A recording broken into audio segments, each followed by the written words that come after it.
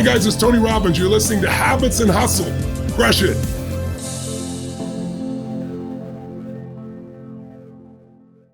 Today we have Nick Taranto on Habits and Hustle. He is a serial entrepreneur who is also an ultramarathon or an Ironman guy. He's created, plated, and sold it to Albertsons for over $100 million, or how much did you sell it for? Around there, yeah. A bit of change. Something like that. And your new project is something called HOP Water. That's your new product. And you have very interesting stories. And I want to just kind of like deep dive right in. So without further ado. Let's do it. I'm excited to be here. Good to chat with you today. I wish we were on the treadmills, but we'll do that one part two, okay?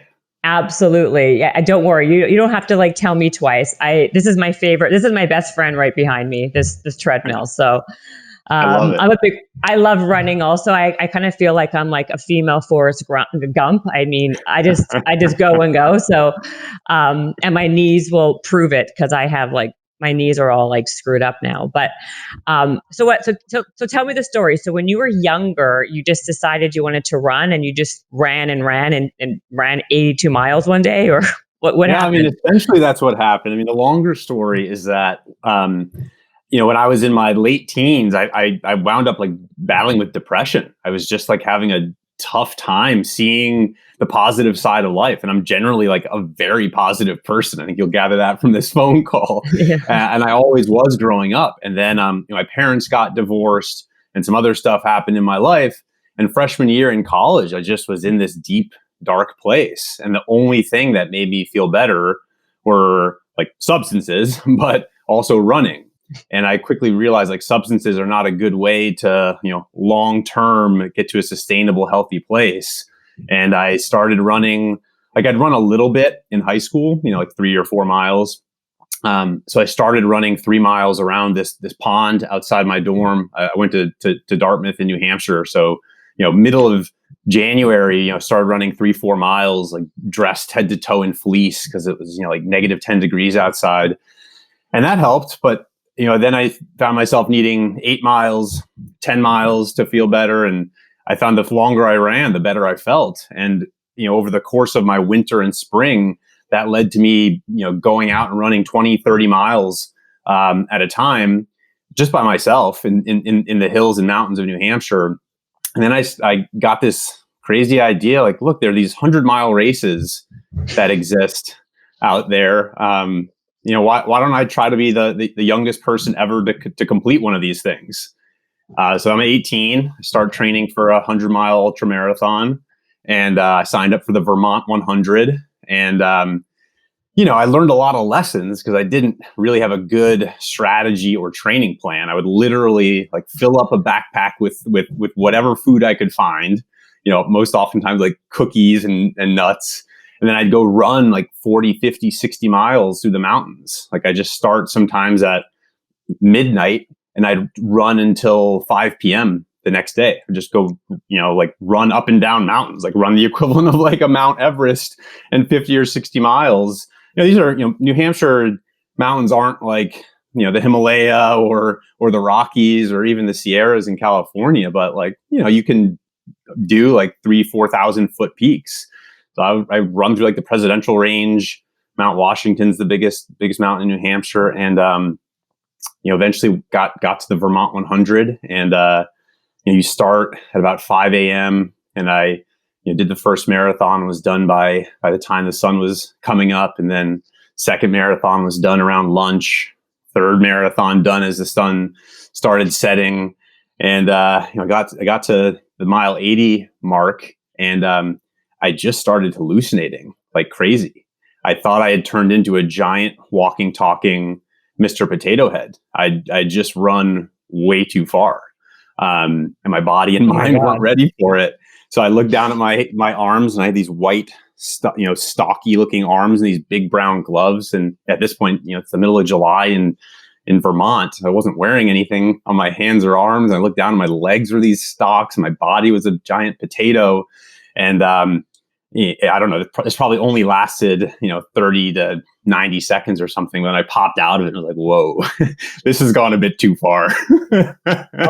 Oh my God. So that's kind of a crazy. Okay, first of all, I've heard that a lot, and I'm a thing is like, so running or in general exercise. I'm a big believer that's like the best thing you can do for your mental health in terms of really kind of shifting your mood, maybe changing the serotonin levels, and so that's kind of like, I feel like, a natural antidepressant, basically. Right? Totally. I Yeah. mean, Are you familiar with the idea of hormetic stress? no, tell me. So, like, in life, we're all going to have stress at some point, right? And hormetic stress is the idea that there's actually some good stress. Not all stress is bad. And this process of Mm. hormesis is actually your body and your mind, and even down to a cellular level. Everything that your being is reacting positively to stress. So that's why high intensity interval training is good. That's why, running long distances makes you feel good. It's your body reacting positively to hormetic stress. So obviously you don't want too much of anything in life, but this, having some hormetic stress regularly is is about like the best possible thing you can do for yourself. Yeah, I never heard it be called hormetic stress, but I'm a big believer in what you just said.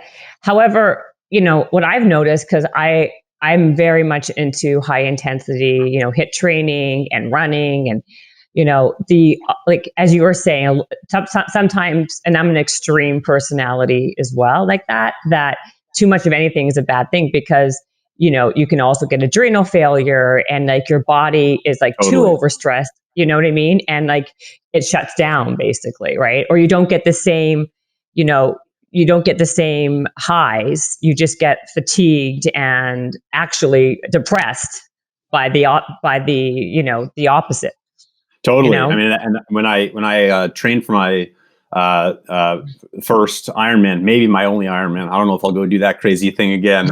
I got really disciplined about looking at my training stress and how much stress I was putting my body under. And they're really good tools and technology out there for measuring training stress now. So just getting really dialed into exactly how much stress you're putting on your body, and then making sure you've got good recovery, so that your body and your brain can bounce back, is super, super important, especially when you're pushing that hard. Absolutely. So what were you doing? What were you using to kind of see your stress level in your body? Was it like a particular app, or what kind of technique is that? Yeah, I worked out with a Garmin watch with a Oh, Forerunner 735, and then I used a program called Training Peaks, which is mm, very like triathlon specific, and it essentially like measures your heart rate, and then triangulates that based off of like all the data that you've injected into the system over all your training, and it tells you, here's where you are in terms of your stress level, how much stress you've built up, recommends how much time you should take off, and shows you, like after you've had a big day, like if you go ride 100 miles and then run 20 miles, which you do when you're doing Ironman days, your training stress will be way off the charts, and then okay, I need to take it easy for a couple days, maybe just do a light swim or some yoga. Otherwise, there's real risk of injury. So it's a really good way just to make sure that you don't get injured. wow, I like that. Are you still kind of an extremist when it comes to workouts, and you're not doing any more Ironmans, but you're still doing ultra marathons, or? I'm more of just like an extreme dad these days. Aren't we all? Or I would say not just dad, but extreme mom, dad, but stay at home COVID person. Totally. I mean, what I realize is, like, if you're talking about doing these ultra endurance things, it's just a lot of time. It's like Oh, 15, 20 hours a week, just training. That doesn't even include like making sure you've got oil on your chain on the bike, and massage and foam rolling and all that stuff. So I came to the realization, like, look, like my kids are amazing. I've got a 6-year-old and a 4-year-old. I want to be a super present dad for them. And I also love building businesses. And at some point something has to give, right? There are only 24 hours in a day. And I've also realized, like, I need 8 hours of sleep. I'm not one of those people that can run on, 6 or even 7. I really need 8. So you got 16 operating hours in the day. Just have to prioritize what goes into your pie, Absolutely. I'm glad that you said that, because I have a lot of people who I speak to, and even some friends of mine who are extreme athletes. They do ultra marathons, they do the Ironman, and they have 3 kids at home, 4 kids at home. And because if you do the math, right, to train for an ultra marathon, to train for a 100-mile race or whatever it is, the amount of hours it takes out of your day just to do that training without the recovery, like you were saying, without doing a job, if you have like some kind of other thing you're doing, a parent, a husband. It's like, in a way, it kind of sounds, and I'm going to probably get scrutinized for this, but it's a kind of like selfish thing to do when you actually absolutely have a family, because you're spending 8-9 hours a day by yourself. Truthfully, if you're running by yourself, right? Just doing what, your own thing. I never understood, like, it's one thing when you're doing it when you're 18, 19, a single guy without a family, kids. But it's a super difficult thing to do unless you're getting paid for it as a career, I guess. Right. Just to do it, Or if you're in a place where you want, you can financially take a year off and say, I'm going to prioritize this from 9 to 5 or whatever the case may be. But yeah, absolutely. I mean, I don't know how people work a full-time job, have kids, and, do ultra endurance training. It just doesn't really compute for me, unless you're one of those people that really only needs 4 hours of sleep. And they do exist, but I think they're few and far between who really can function that way. I think most of us really do need 7, 8, 9 hours of sleep. Oh, absolutely. I agree. But it sounds to me you're pretty convicted in general. Like, you're convicted. How you do one thing in life is usually how you do everything else in life, as a generality, I know, but it seems to be a true generality most of the time. You were very much, you're committed and convicted at being to run. So you ran until you can, 82 miles, and you kept on doing that. You did that thing. I also read something about in 2004, the whole tsunami thing, and you then raised all this money and then gave it to a guy, and then he of course stole it. Can you just it seems like when you have an idea of what you want to do, you kind of you set for it to actually do that. What's that quality called? Is it just conviction? Well, I think it comes down to risk, right? And this idea, like, to my mind, the bigger risk, the bigger thing that I'm scared of is, waking up when I'm 80 and saying, oh man, I woulda, coulda, shoulda, I wish I had, right? So to my mind, I've raised, well, first, I'm very lucky. I was born into a family with parents who love me and were there to support me, and they prioritize education for me, right? And I wasn't born independently wealthy by any stretch of the imagination, but between going to school, going to the best possible schools I could, and then, taking big risk and selling a business at a relatively young age, been able to, continually raise the safety net over the years, right? And this idea of, like, when you're 18, you can take pretty huge risks, because if you fail, all right, so what? Now you're 19. You go do something else, right? And obviously, like, as you get older and you have more responsibilities and you have kids, the downside of failure becomes greater, right? But I from a pretty young age, I was like, okay, like, if I don't take this risk now, I'm just going to regret that I didn't. And instead of spending time thinking about it, and probably to my detriment, when I was in my late teens and early 20s, I did a lot more doing than thinking, right? Yeah, right. So most of us. Yeah, for sure. Yeah. This idea of, like, okay, if you have this idea that's burning a hole in your head, just figure out how to test it against reality as quickly as possible, right? Whether it be running some crazy distance, or starting a microfinance nonprofit, which you're talking about.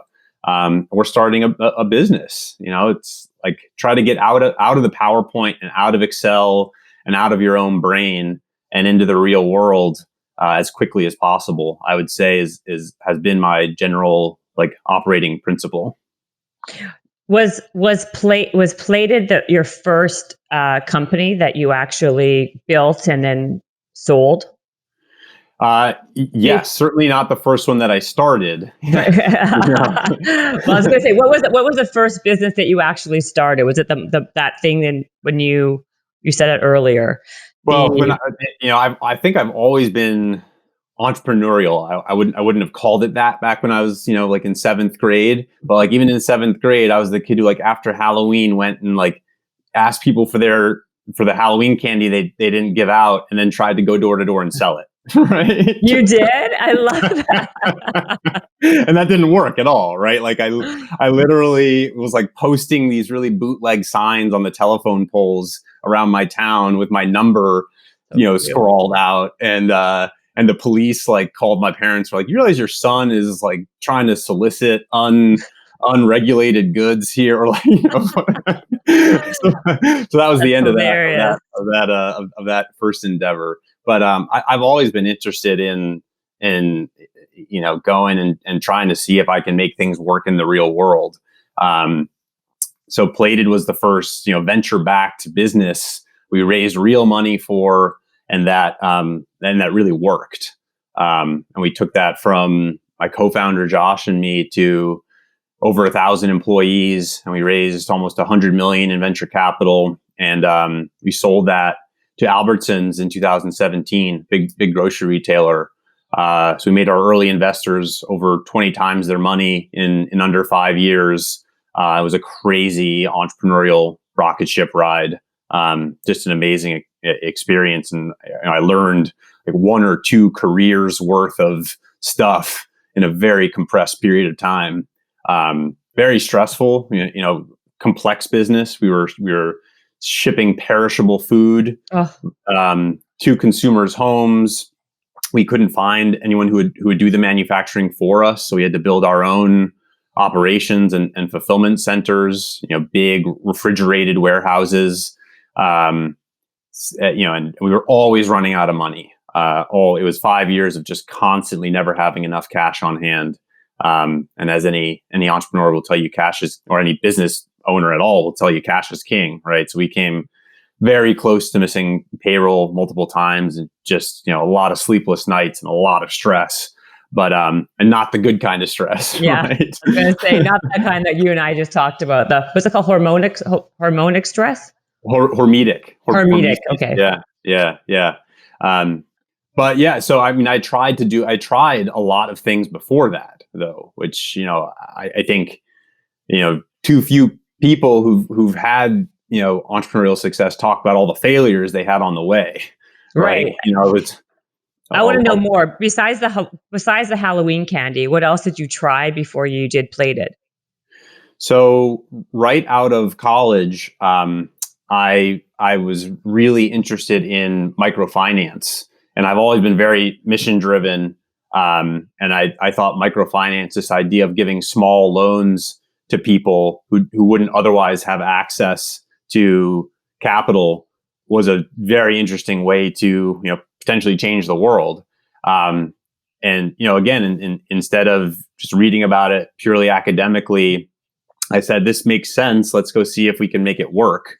And I got a government grant to move to Indonesia, and I teamed up with a group of local guys there who'd been running their own nonprofit for some time, and I was able to raise money back from the States, and we started making these very small loans. The average loan we gave out was $68, which might not seem like a lot here, but for the folks we were working with, they that was the difference between having books for their kids to go to school, or being able to get surgery if they'd gotten injured, or pooling their money together and buying a brick making machine for their village. So that was super rewarding, very interesting work, but had trouble scaling it. We got up to a couple thousand loans. And then it was just all my time was raising small checks from wealthy individuals back in the US. And that's when I realized, okay, I really like to move fast, and I just saw myself standing still, almost treading water. And that's when I came back and I did graduate school at Harvard. I did the Kennedy School Business School joint degree to learn how to build, profit-driven businesses that could scale quickly. Wow. And then, so then you go to Harvard, and then you were also, then you went to the Marines, basically, right? That's a whole other chapter of your life. Yeah. This is like, it's like fascinating. I mean, so thanks. normally people they'd go to the Marines and then maybe not go to Harvard, or maybe go to college, go to afterwards. Like, what made you decide that was your path? Yeah, I mean, I first started thinking about serving in the military on 9/11. I was born in New York. I grew up in New York. I was in New York on 9/11. There kids from my town and from my school whose parents died in the attack, and that's when I first started thinking about military service. But I was a Jewish kid growing up in the New York suburbs. Like, I literally knew no one. Whoa! You're Jewish? Yeah. My dad is a Turkish Jew. No way. I thought for sure you were Italian. Common misperception. Yep. Yeah. I mean, the name obviously got picked up like crossing the Mediterranean at some point. There's a project that I'd love to do at some point, when I'm like 65 and wearing exclusively tweed, and go gallivant around the Mediterranean and figure out what exactly happened. But the hypothesis is that my family was in Spain or Portugal, not sure which, back in, kind of forever ago. And then in the Inquisition in 1492, all the Jews got kicked out and migrated across the Mediterranean over some period of time. And at the time, the Ottoman Empire was basically the only place in Europe that was taking in Jews. So that's where my family landed and was there for hundreds of years. And then my dad's a Turkish immigrant, so he came over from Istanbul. But yeah, that's well, I'm just blown away. First of all, I thought you were for sure Italian, for sure, maybe Greek, but not mostly Italian. But then, how old are you? Not to pry into your personal life, but I'm going to. How old are you? I signed up for this. We're on a podcast. You're right. Exactly.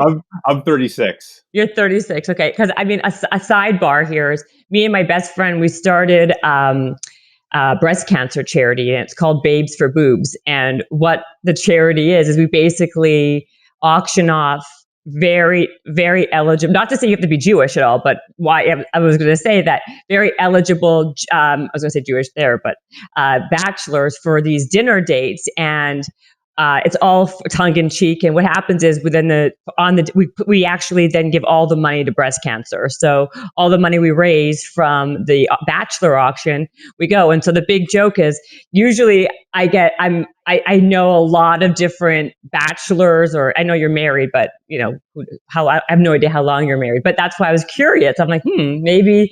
And then that's why I'm asking, really, more than anything, or not even asking, but that's why I'm super curious. 9 years married, two great kids. But, yes, no, I know. You said you have 2 kids, and I know you're married, but I just that's why I was just kind of like prying for those reasons. But carry on. So that's what we do. We do it all for charity, for breast cancer, and it's just a way for us to give back. But I digress. I love supporting a good cause. I actually do this. Have you ever heard of the Pan Mass Challenge? Do you know that? No, which one is that? It's this bike ride across Massachusetts every summer. It's been going on for like 40-ish years now.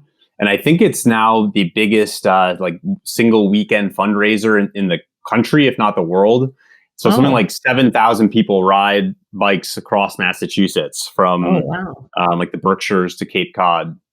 And not 2019 because that was COVID, but the year before, or not 2020 was COVID. I think 2019 they raised like $40 million in a weekend for breast cancer, and it all goes to Dana Farber. Not just breast cancer, mostly kids cancer. But but it's a great ride. What is the name of that? Because I'd love to learn more about It's it. an amazing organization. It's called the Pan Mass Challenge.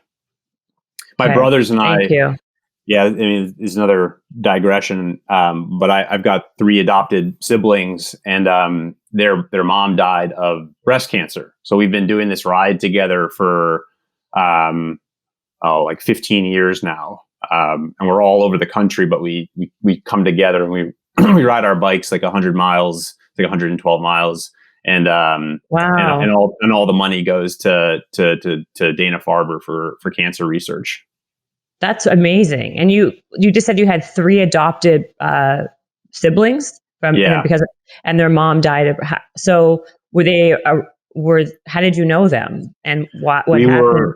We were super good family friends. They grew up in our town, and their mom died of breast cancer, super terrible, like 2-year battle with breast cancer back in the mid 90s.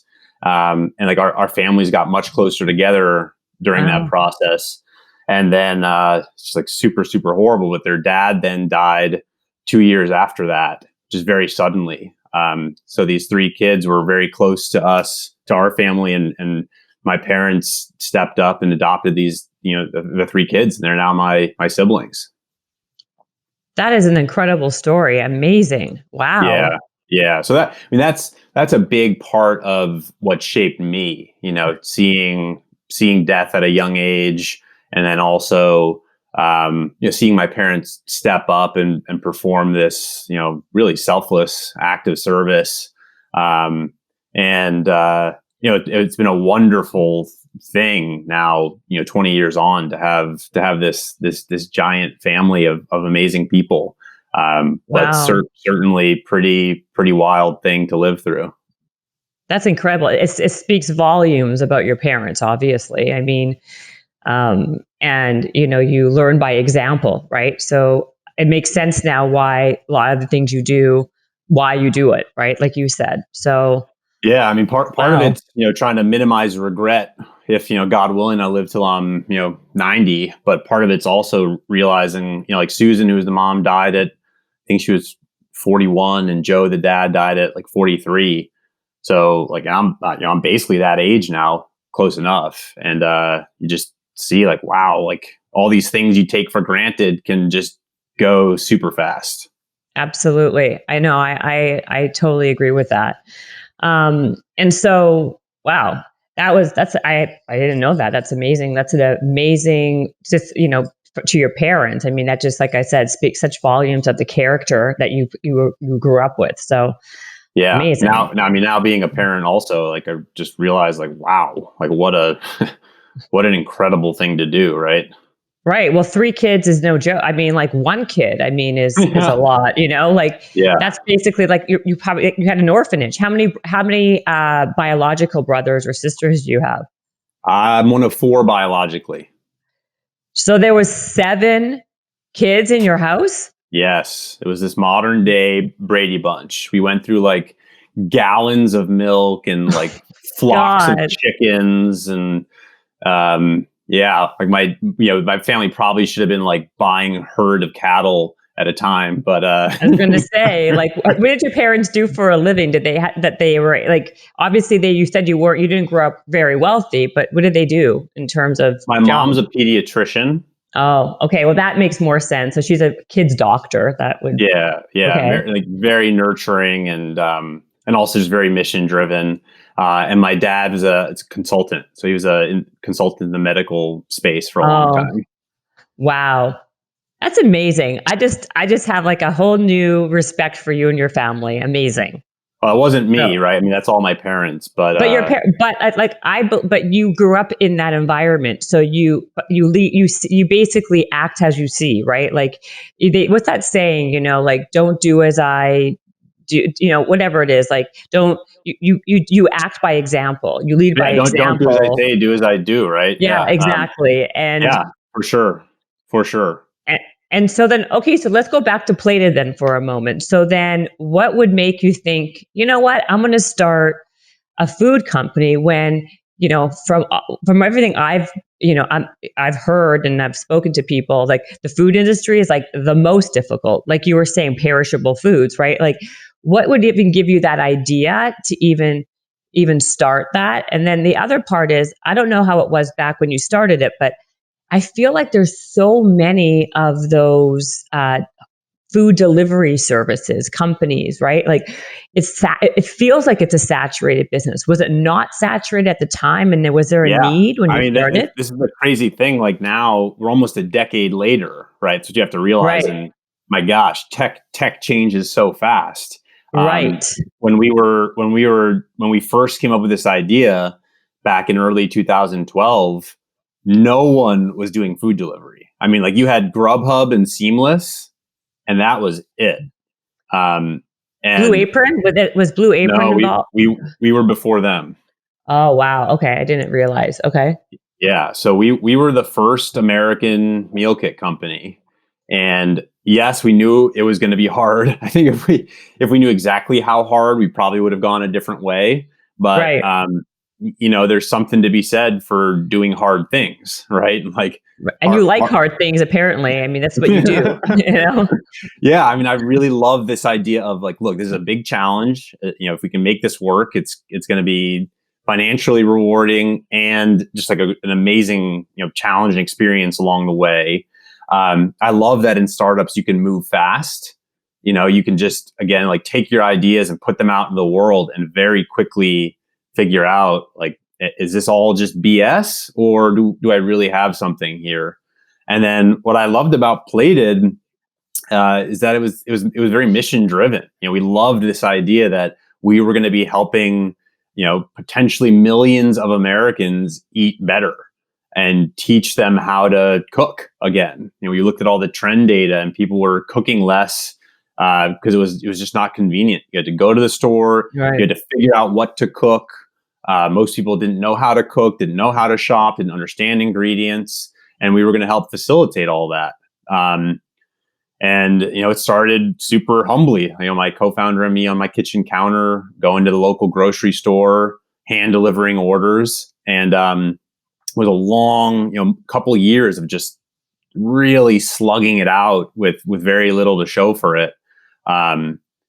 But again, we spent a whole podcast probably talking about the Plated chapter. No, but it's interesting because I mean, you weren't a chef, right? So you were a guy that did you like to cook? Like, what would give you this?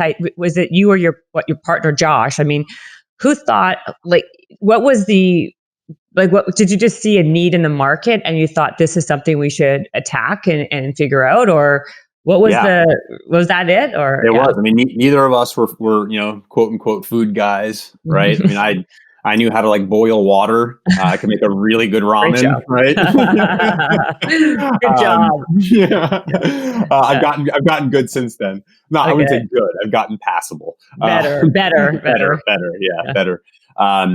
But no, we saw this big opportunity, and a couple of things had changed structurally. Again, this is like 2012, right? So people are starting to use their mobile phones for commerce, right? Like this is back just when Facebook was starting to really get into their mobile app, and Right. Pinterest was literally just launching, and we saw that food was the number one most shared thing on Pinterest. Instagram was just launching. Oh, right. So it's not that long ago. It's crazy how much. I was going to say it right? wasn't 10 years ago. It was 8 years ago. First of 8 all, years. I know. That's I mean, not that long. The iPhone only came out like 11 years ago. It's just amazing how fast things change with technology.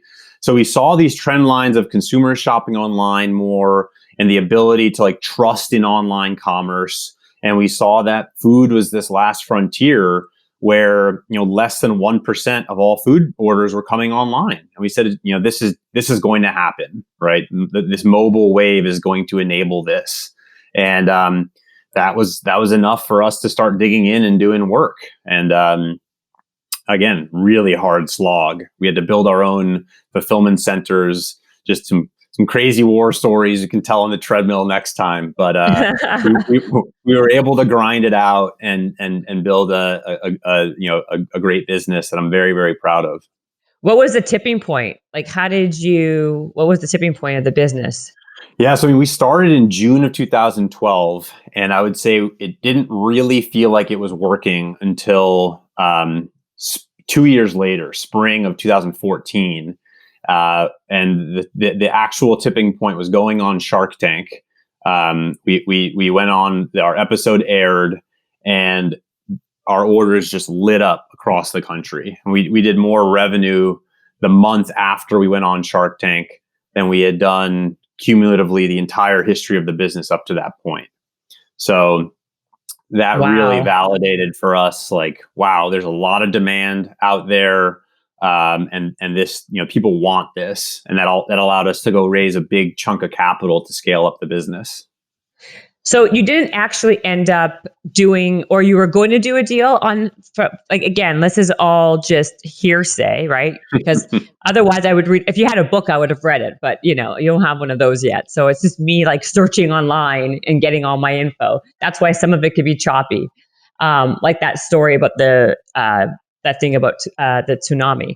So you made a deal, it said, with Mark Cuban, right? And then at the end of the show, or after all that happened, the deal never went through. And you made a deal with Kevin O'Leary or something. Is that correct? You got it. Yep, that's what happened. Yeah, we did a deal on air that, when we got to the paperwork phase, it just fell apart with Mark Cuban, which happens. No bad. Happens all the time. Yep. People don't realize that. It happens probably more often than not. Totally. I mean, agreeing in principle to something is great, but the devil's definitely in the details. Oh, for sure. So, but then almost a year later, 9 months later, met Mr. Wonderful Kevin O'Leary, and reconnected, and he was excited about what we were building, and he did the deal then, and the rest is history. Well, how did that happen? So, like, because I never heard of that happening. So basically, the deal with Mark Cuban doesn't go through. You just whatever, you go about your business, and already your business was already kind of, just by the visibility of the show, it already kind of started the momentum. Well, the show hadn't aired yet, right?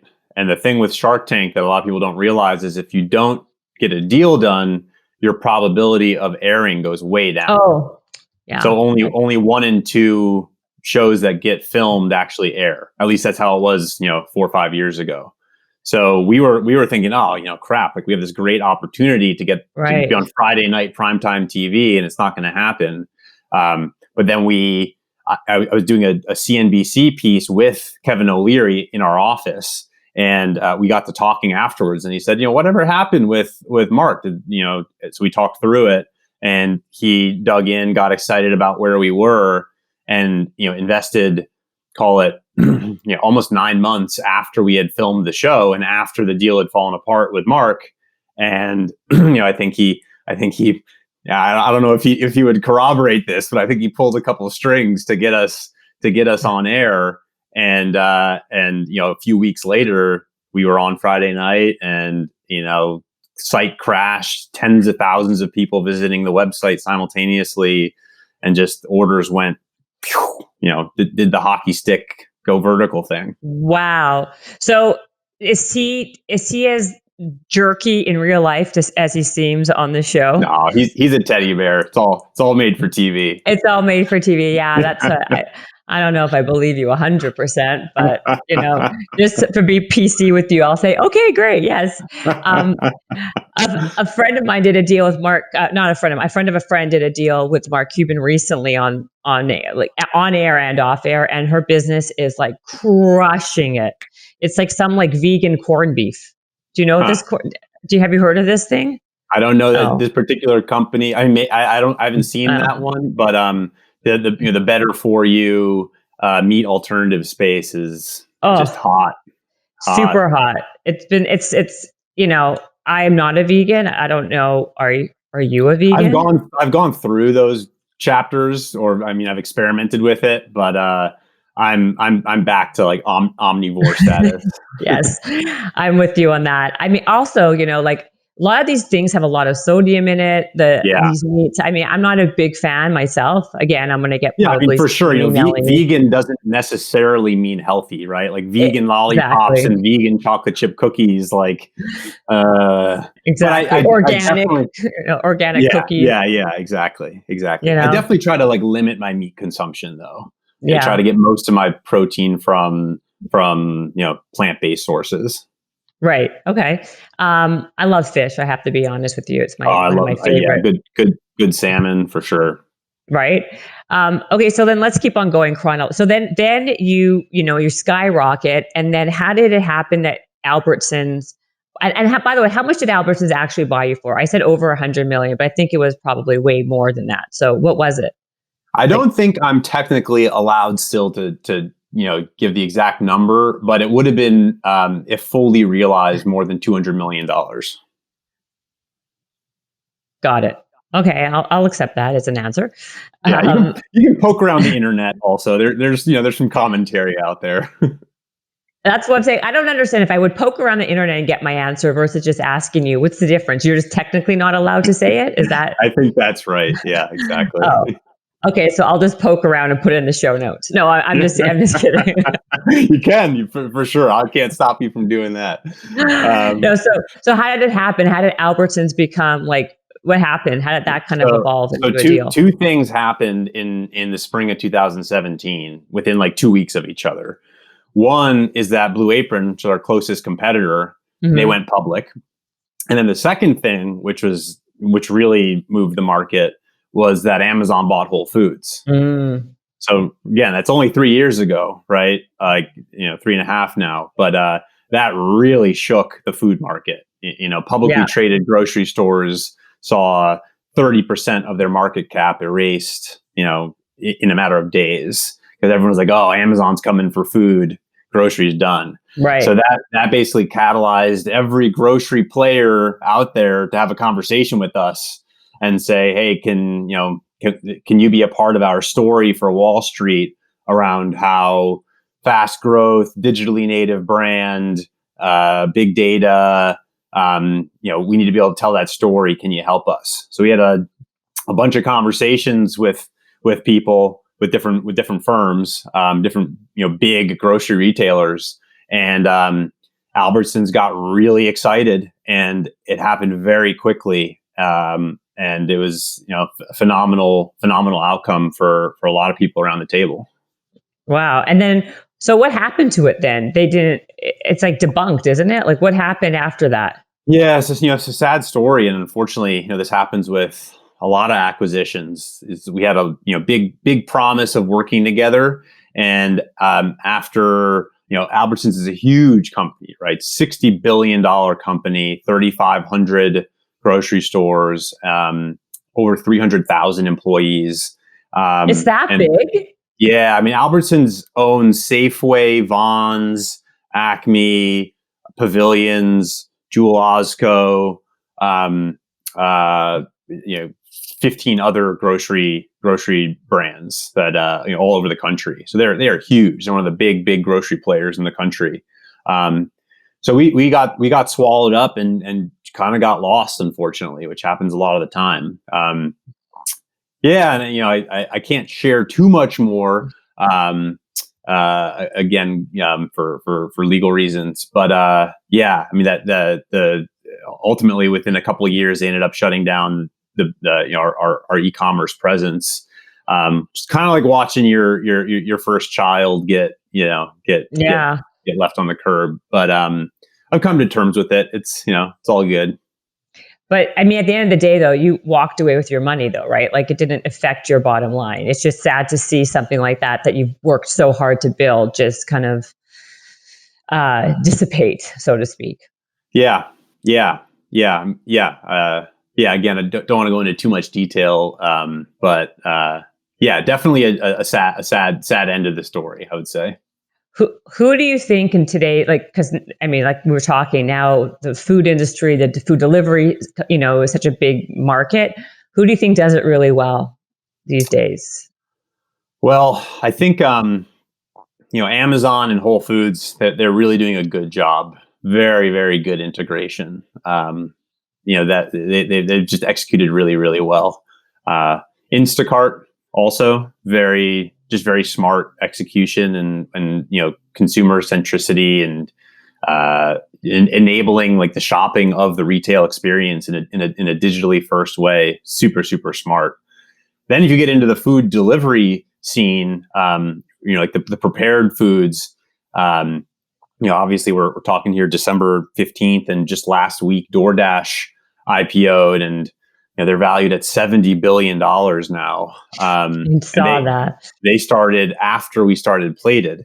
They were part of the Y Combinator class a few months after we started. So I don't know about that one. I'm bearish on that one. I think they've got very, very high expectations that they have to deliver on. But the trend lines are there around people ordering in more, especially during the pandemic. If you can deliver convenience at a reasonable price, people are willing to pay for it. And food is still, something like 10% of the entire economy. So there's a lot of opportunity to still do food better and build better business models in and around food. But in terms of even every day, I feel like even in my email, I get like 3 or 4 new meal delivery companies that are, meal prepared companies, right? Is there any one of those that you think is really good at it? Like Freshly did a really good job. I don't know if you've tracked those guys. They actually just emailed me today. They just sold to Nestle. But they did a very good job with the business. These are really hard businesses, right? That's what I'm saying. It's a super really difficult hard business. They are. They're really, really hard. I think a lot of the startups that you see just won't make it. That's just the reality. But for you as a consumer, if they're subsidized with venture capital dollars and they're willing to give you free meals and deliver it to you, and you like the food, take advantage of it while it's still there. I wouldn't necessarily go invest in any of them. No, exactly. I just think in terms of how do you keep the quality really high, right? When you're doing it such a mass level. It's hard. Right? It's really hard. It's also low margin, right? And perishable. You've got salmon and kale and microgreens coming in from all over the country, and you have to package them and make sure that their foods. It's hard business. Yeah, it totally is. And then, so let's go into Hop Water, your new project, where, so when did you, okay, so Hop Water is a beverage, right? That is like, it's a non-alcoholic beer, basically, with like nootropics. Is that more or less what we're talking about here? Yeah, more or less. Basically You're here to fill in the blanks. Yeah, I'll fill in the blanks for you. Yeah. So we sold the business in 2017, Plated, and then I moved out here to Southern California.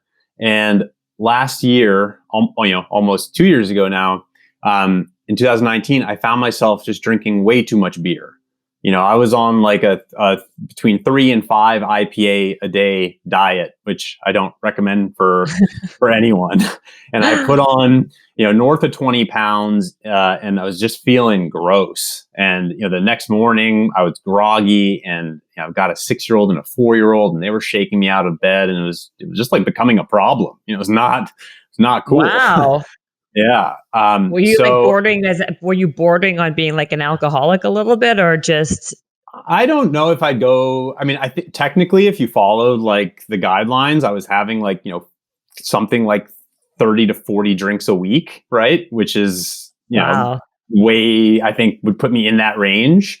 I definitely had control over it. I could stop, but like I have alcoholism in my family, and at various points I've said, whoa, this is getting, too close to the rail.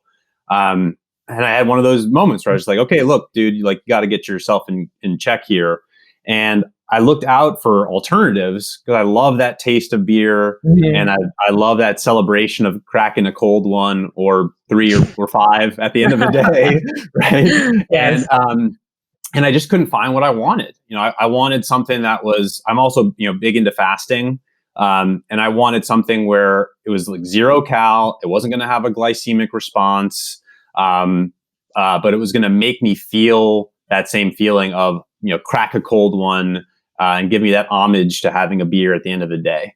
And I couldn't find what I wanted. And, teamed up with my buddy Jordan here in LA, who's been a beverage e-commerce executive for many, many years.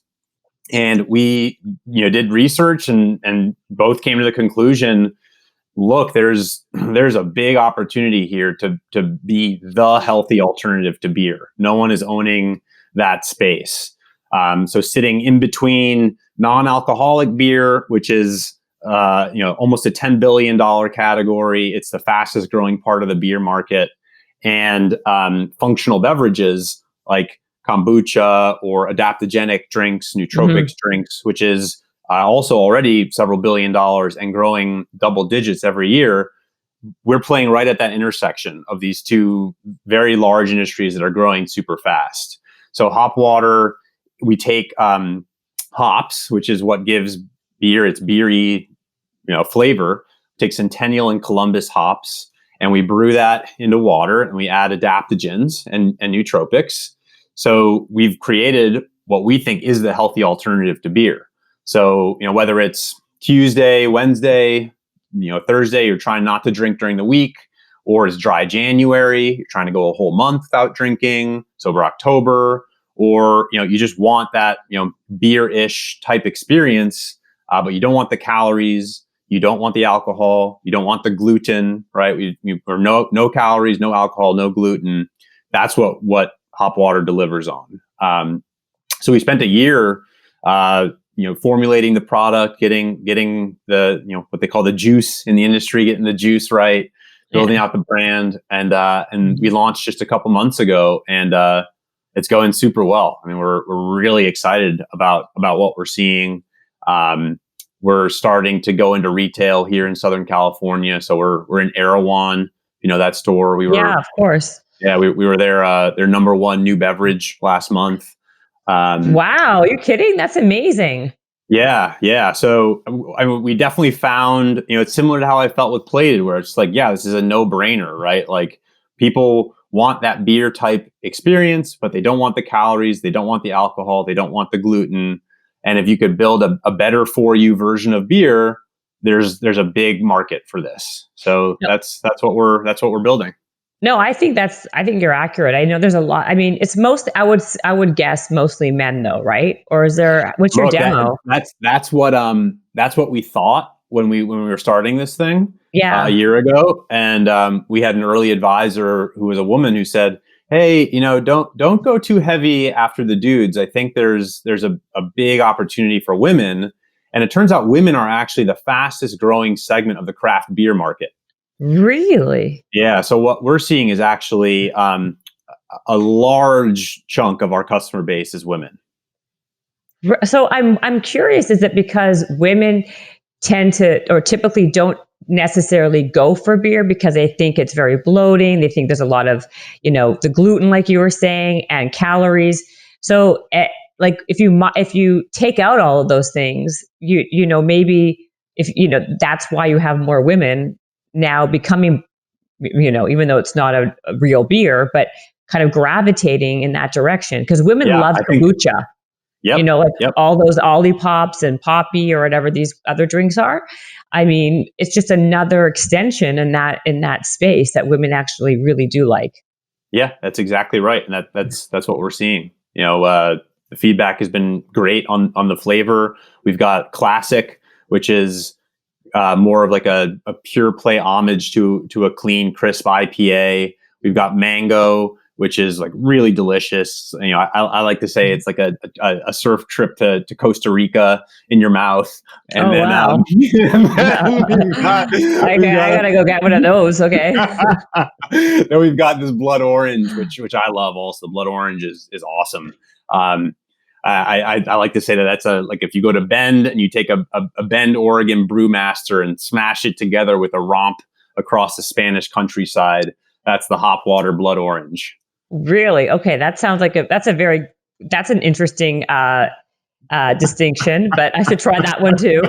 And so if your people aren't in LA, because Erewhon it's a very high priced grocery store for people who don't know. It's who don't live in LA or maybe New York. I think Erewhon's in New York now too, correct?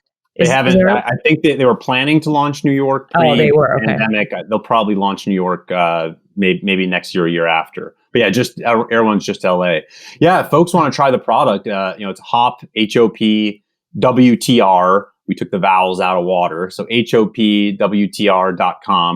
And we're on Amazon now also, so you can find us there.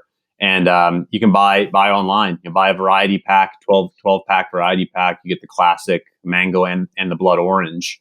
And yeah, I mean, I really love the product. My fridge is stocked with it, and we go through like, over 100 cans a month in my household.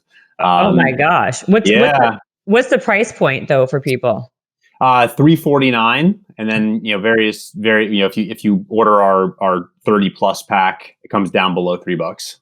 So where else will you be selling eventually, brick and mortar wise? I mean, besides Erewhon, do you have plans to go to Whole Foods or to be in Albertsons, or I mean wherever? Where else would you be selling? Yeah, I mean, we're seeing that this should work all over the country. Our sales online are mapping 1-to-1 with beer consumption across the country. So yeah, we're working on all that now. That's part of the 2021 plan, is to scale up retail. I'm curious because now we're obviously in this whole COVID situation, and to launch. I mean, even though you've been around for a couple of years, how do you kind of how are you marketing? What are you doing as a startup business to kind of get to gain traction and momentum? Well, I mean, we had the idea in 2019, but we only launched a couple months ago. So it's still very much. Oh, right. So, right. But you've been doing it. You didn't start it during COVID is what I mean. You were like. Well, we came up with the idea pre-COVID, but then pretty quickly you were in COVID. Yes. Yeah. So we had to build launch plans for COVID, and it changed our entire approach really to how we were going to build the business. We were originally going to launch retail and scale retail sooner. But e-commerce has been great. I mean, that's how we're building the brand. A lot of digital advertising, working with influencers on Instagram and other platforms. And it's working through that channel. And that's giving us the confidence to scale and to also figure out, hey, here are the other markets around the country where we should go next. So, by the way, your branding is beautiful. I got to tell you, I saw it's really spent a lot of time on it. Yeah. Yeah, it's really nice. Who did you use? Is that internal, or did you hire outside? We worked with an amazing woman who I got to know over the last few years, who used to be the creative director at Chipotle. And she runs her own one-woman band shop where she pulls in freelancers, and she does amazing work at a fraction of what the big agencies charge. So we, she was in London when we were doing this project, and Jordan and I are in LA. So we were doing like 6 a.m. Pacific time calls to London, and it was dark there for a few months. But it was she did a great job. Did a really, really good job. So you were saying you also do these fasts. Do you do intermittent fasting? Is that what you're going to say, or? Yeah, I mean, I started with intermittent fasting. Okay. Doing call it stop eating at 8 p.m. and then don't eat anything, don't have any calories until noon the next day. And then as I got more into the research, and you've learned a little bit about my psychology at this point. Yes, I have. Yes. I'm surprised you're not going for 30 days at a time without eating, but that's besides the point. So I mean, I didn't go 30, but I've done now 3 times a 5-day water fast. You know what oi means, being a Jew, right? Yeah. Oigevolt. Yeah, that's what my mom has given me plenty of oigevolts, believe you me. And I'm going to be giving them to you too, let me tell you. You're my surrogate Jewish mom here in LA. I am. Now I am. I mean, this is, I don't know. I get it. I get that it's like huge right now. It's a trend. I think it's a trend. It's like a health hack. I had this woman on my podcast who was extremely knowledgeable, a doctor, and who does these fasts. And, I basically did the entire podcast and then all the research before and after, just like with my mouth, like I don't get it. Like, how do people go 5 days on a water fast? It doesn't make sense to me. Like, Yeah, I Doesn't mean, your body like, how do you know? I thought, what happens to starvation mode? Like your body like hold on to anything, any calorie, like whatever happened to that? Like the pendulum is swinging one way and then it changes to the next. And in a year from now, they're going to say that's awful. You shouldn't be doing it. And okay, that's well, my rant. Go ahead. there's definitely a rant to be had around food science research, and every week there's some new thing claiming that this is what you should eat, or this is what you should not eat, or avocados give you cancer, or whatever, right? Like, Oh gosh. Okay. Yeah. I don't believe that either. yeah, the science, the research, and what the media trumpets, like, is not very not there's a lot that's presented very inaccurately. Let's say. But as far as fasting goes, the science is pretty hard and fast. Sorry to be funny. Yeah. Where basically the hardest thing for me is that it's mentally getting through the first two days. Because if I can get through that, then what happens is your body starts releasing all kinds of serotonin, or releases serotonin and human growth hormone. And you just get surged, I have found, on day 3 and beyond, with like euphoria. You just feel amazing, and you don't actually feel the need to eat anymore. And there's some research out there where if you're morbidly obese, you can go months without eating in a medically supervised environment, right? The famous one, this guy I think went like 330 days without eating and lost a couple 100 pounds in a medically supervised fast. So it's possible to do that. I'm not advocating to do that. What I've found is that 5 days is more than enough for me. I've got many friends who've gone 2 weeks. 2 weeks? Fewer who've gone 3 weeks. At the 2 to 3 week mark, you really start doing some damage to your organs and muscle. But organs. 5 days, 5 days, no problem. From everything that I've read and from the experts I've talked to, nothing but health benefits in that range. And if you think about it, like historically, biologically, if you go back 10,000 years and beyond, humans would go hunt, right? We'd hunt, we'd kill something, we'd bring it back to the tribe, we'd feast, and then we'd go, in some cases, weeks without eating again. So humans are uniquely biologically adapted to do this kind of long-term fasting. No other mammal can do that, not in a non-hibernated state.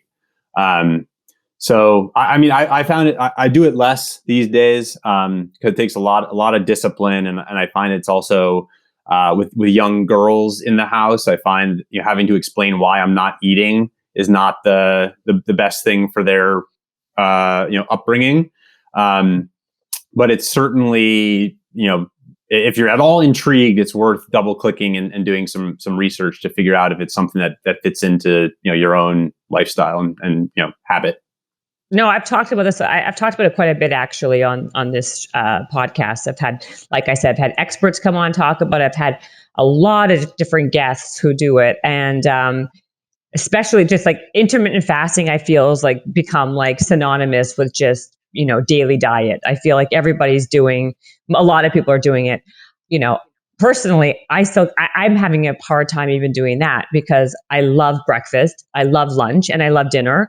And, like it's a difficult thing for me to do. However, I should try again. Because whenever I hear people like you talk about it, I'm like, maybe I should just try it again. But well, I think there are two things also. Like one is during COVID, if you're home all day, it's just like, no, it's just too much. It's just too much.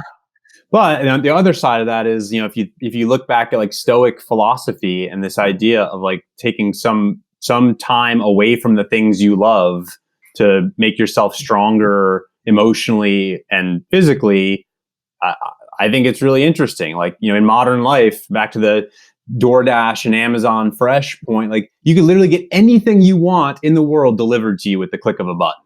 Right? Yeah, absolutely. Almost like within reason.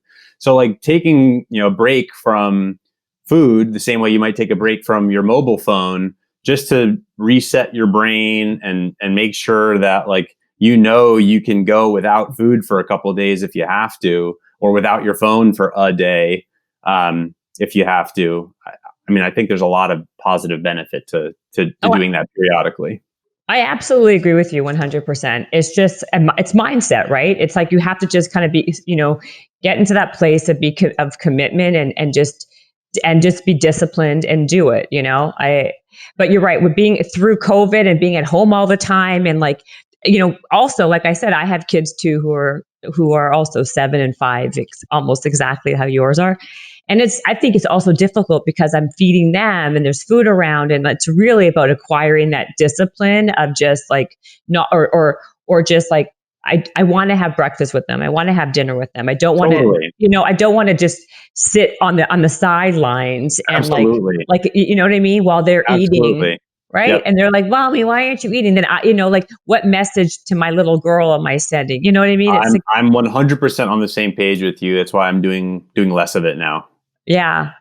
No, yeah, but exactly. So yeah, that's basically, but I'm going to have to try it. And maybe once we get through this or over this hump, I mean, let's do it together whenever like LA comes back. Yeah. Let's do this. This would be fun. Let's do this. Whenever we can get back on the treadmills together in a safe way, let's do like a 24-hour fast and then go on the treadmills together. Can we do that? Are you able to work out after doing a 24-hour fast? So here's the crazy thing, right? With 24, it's a little sketchy because your body is still, working off of glucose and glycogen, which is essentially the sugar in your blood and that's stored in your liver. Yeah. Once you get beyond 3 days, you're running off of fat. So when I got to the end of my 4th day, I ended up running like 3 miles, in like sub 8-minute miles, and felt fine. Totally fine. Now, I think if I had done that during my first, before I'd switched into ketosis, burning fat versus glucose, it would have been a different story. So maybe it's not the best idea to do a 24-hour treadmill. I was going to say, why don't you ease me in with like, maybe like 4 days of intermittent fasting. Yes. And then like we can try this other type of fasting, maybe the 3-day. To get into ketosis though is very difficult. People think like what people do a lot of, they blend diets. They're like, I'm going to be ketogenic and I'm also going to be, and like then you're doing nothing for yourself. I was full, off the deep end on this stuff, like with the pee strips, like peeing at the end of the day to make sure I was still in ketosis.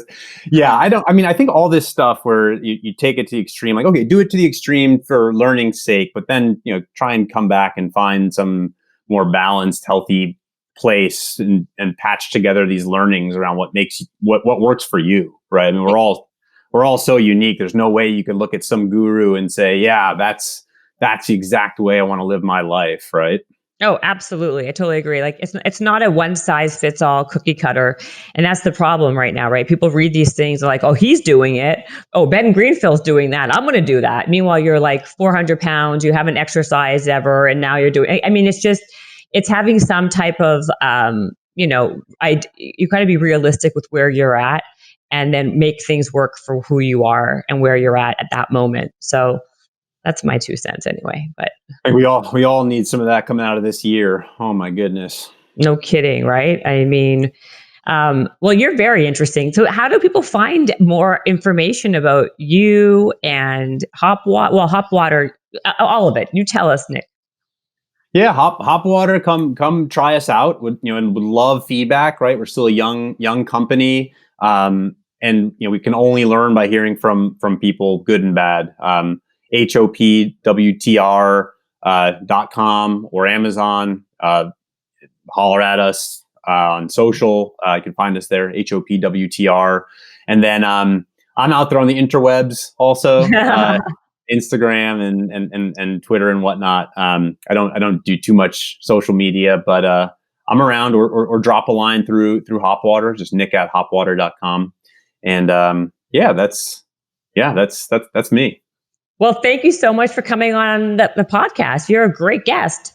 Oh, it's so fun to do this with you, and I really do want to get on the treadmills, and we'll go round 2. Honestly, like anytime. Habits and hustle, time to get it rolling. Stay up on the grind, don't stop, keep it going. Habits and hustle, from nothing into something. All out, hosted by Jennifer Cohen. Visionaries, tune in, you can get to know them. Be inspired, this is your moment. Excuses, we ain't having that. The Habits and Hustle podcast, powered by Habit Nest.